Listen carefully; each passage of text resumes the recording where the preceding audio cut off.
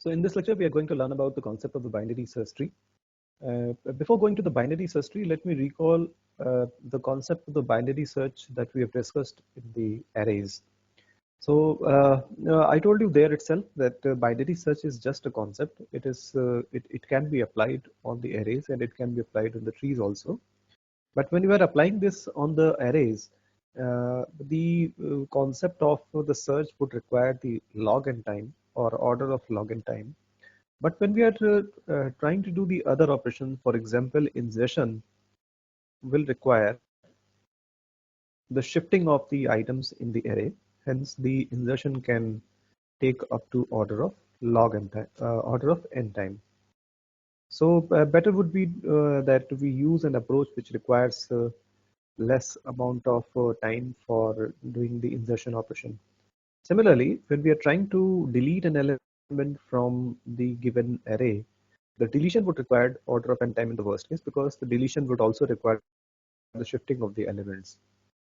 So when we are trying to apply the binary search on the array, since the data elements are going to be stored on the array and data insertions and deletions may be carried out through the lifetime of the data that we are collecting.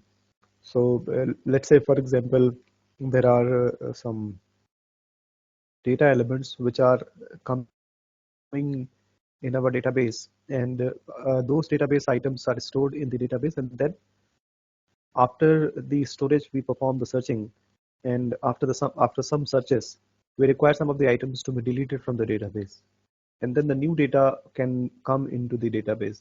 So there are many databases which in which the data insertion and the deletion operations are also quite frequent.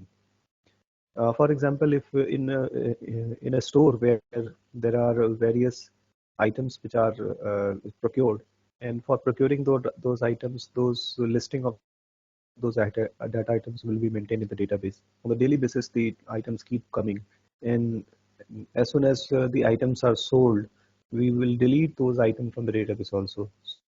So insertion and deletion also requires the frequent the operations which can be carried out in less time.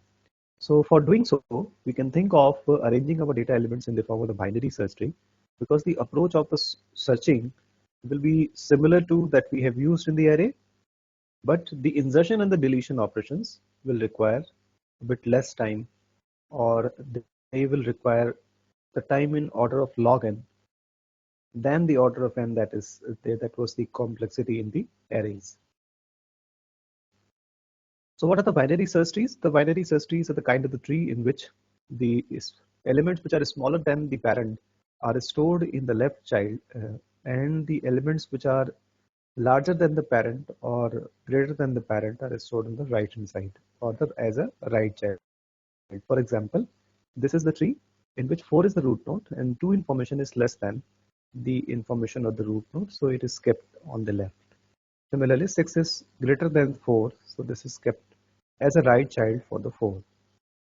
And then for data element 2, the 1 is smaller, so 1 is kept on the left child as a left child of 2, and 3 is larger than 2, so it is kept as a right child for 2. Now 5 is smaller than 6, so it is kept as a left child, and 7 is larger than 6, so it is kept as a right child. As a whole, you can see that all the elements which are smaller than the root are falling in the left subtree, and all the elements which are larger than the root are falling in the right subtree. So this is the property that the binary search tree should satisfy. Here is another example of the binary search tree. 8 is the root node, 10 is greater than the root node, so it comes on the right child. 3 is smaller, so it comes as a left child of 8. 1 is smaller than 3, so it comes as a left child of 3. 6 is larger than 3, so it comes as a right child of 3. 4 is smaller than 6, so it comes as a left child of this. And then the entire left subtree, it should be smaller than the root node. That actually is. An entire right subtree has to be larger than the root node, and it is. For the tree just adjacent to this, you can see that the informations kept on the left hand side are smaller than the information of the root node. But every subtree should satisfy the condition of the binary search tree. For example, for 3, the left subtree is 1, so it has less information. But for 3, the right subtree is 6 and 2. But this does not satisfy the rule of or the property of the binary search tree, because 2 has to be larger than 3, or 2 should have been larger than 3, because 2 is towards the right subtree of 3. So this binary search tree is not correct. Another property for the binary search tree is that when you perform the in-order traversal of the binary search tree, you will get the numbers in the ascending sequence. So we have 1, 2, 3, 4, 5, 6, 7 for the given subtree, and which is the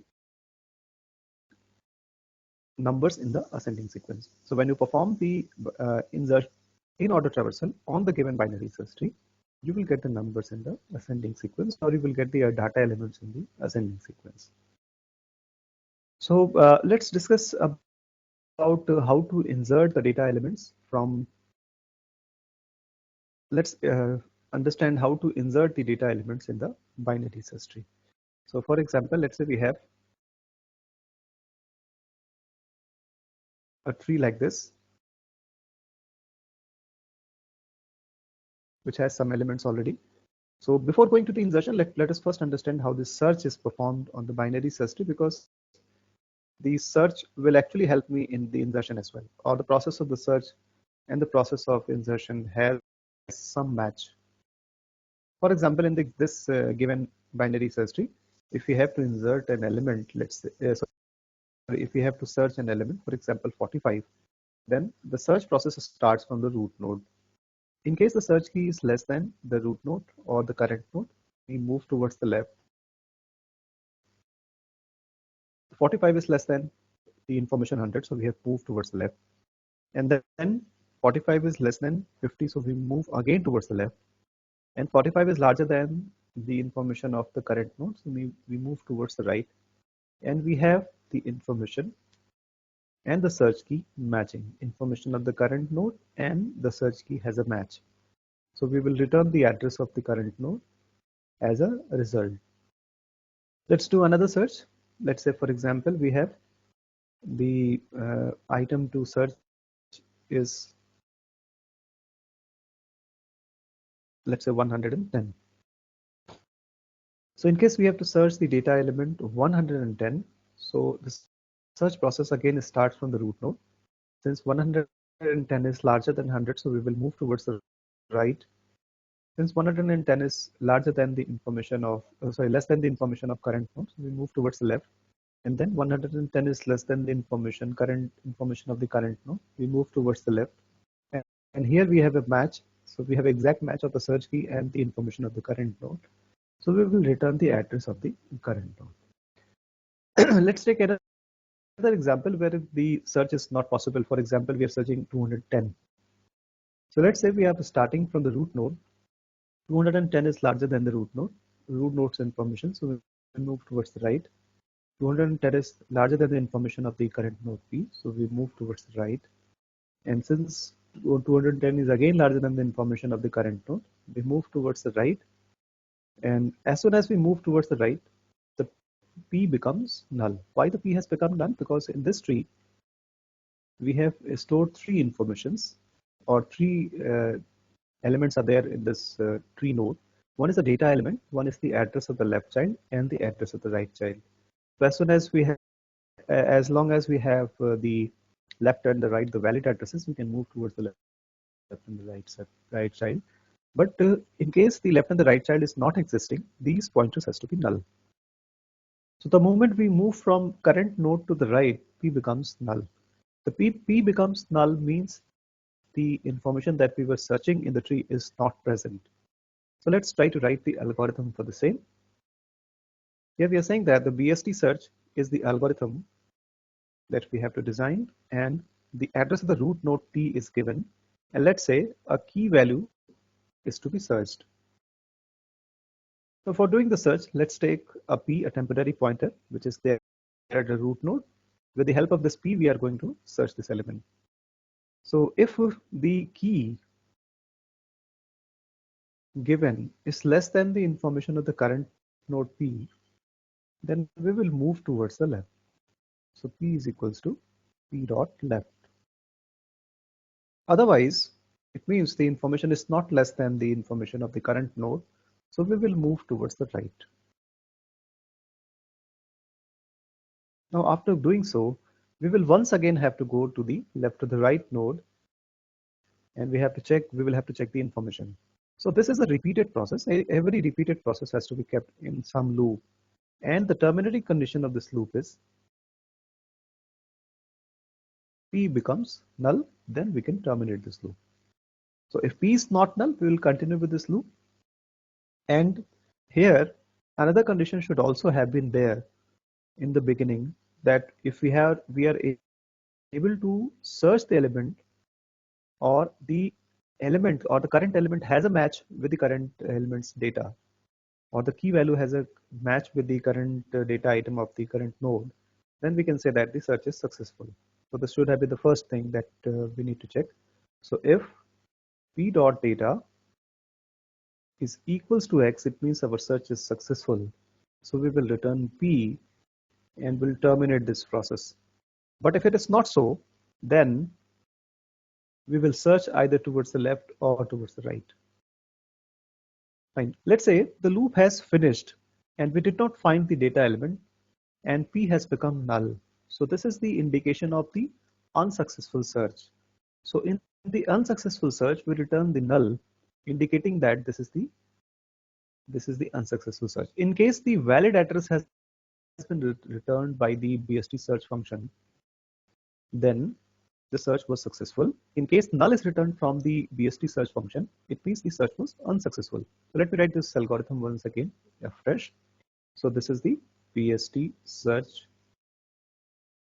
algorithm, wherein the T is given, which is the address of the root node, and a key information which is to be searched. We are taking a P at the root node, which will be a temporary pointer through which I will be traversing this binary search tree. So while P is not null, my process would be first to have a comparison of the data of the current node with the search key. If these two have a match, it means I am done with the searching. I will return the address of the current node P and will terminate the process. But in case the key does not have a match, I have only two options, either to search towards the left or to search towards the right. So if key information, which is to be searched, is less than the information of the current node, I will move towards the left. So if key is less than the data element of the current node, I will move towards the left, p equals to p dot left. Else, I will move towards the right. So p is equals to p dot right. In case the data element is present in the tree, the loop, in the loop, this statement will certainly match sometime. So return p means the algorithm has terminated. But in case this case doesn't match anytime, so the loop will terminate with p equals to null, and finally we can return this null to indicate that the search was unsuccessful. So this is the BST search algorithm. Now let's say we have to insert an element in the binary search tree. Let's take an example by which it will be easier to understand how to insert an element in the binary search tree. For example,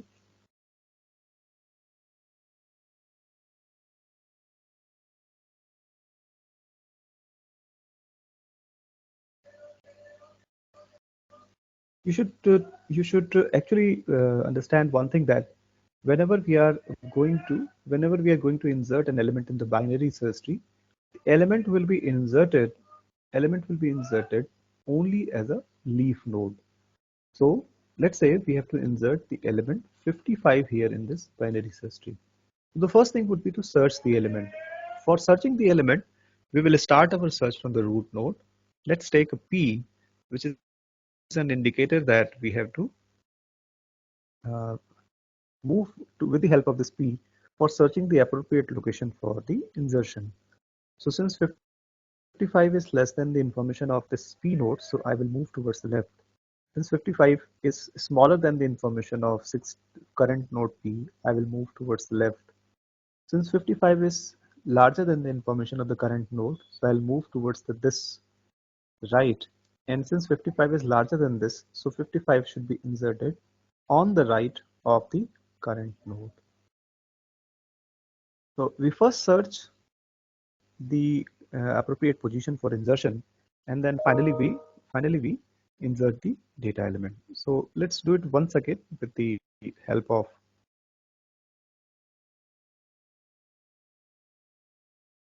these pointers, and we'll finally write the algorithm accordingly. So what we are doing, that we are taking t as a address of the root node. We are then taking a p as the pointer to the current node. Currently we have the address of the root node, and let's take a q, which is the predecessor of p. Predecessor means here it will be the parent. So initially when p is at the root node, there will be no parent for the p node. So if we have to insert the information and we are moving towards left or right, we move down q as well. For example, for the insertion of 55, I have to move towards the left because 55 is smaller than the information of the current node. So before going there, I should bring this q at the root node such that if p is here, then q is the father of p. And then when we are moving again towards the left for the insertion of data item 55, q comes here at 60. Q again is the father of p. And then when we have to move towards the right here, then q should come here. Q is again the father of p. And then 55 is larger than the information of 50, so I will move towards the right. But before moving, I should bring down this q, and p becomes null when p goes towards the right. So when p becomes null, I am ready for the insertion. You can say that when p becomes null, I am ready for the insertion. And what you will do for the insertion is that you will create a node with information 55, and you will insert this node towards the right of q. Okay, let's take another example to understand this. Let us suppose that we have to insert the data element 110. So for insertion of 110, I will start my search from the root node. For searching from the root node, let me erase all these pointers.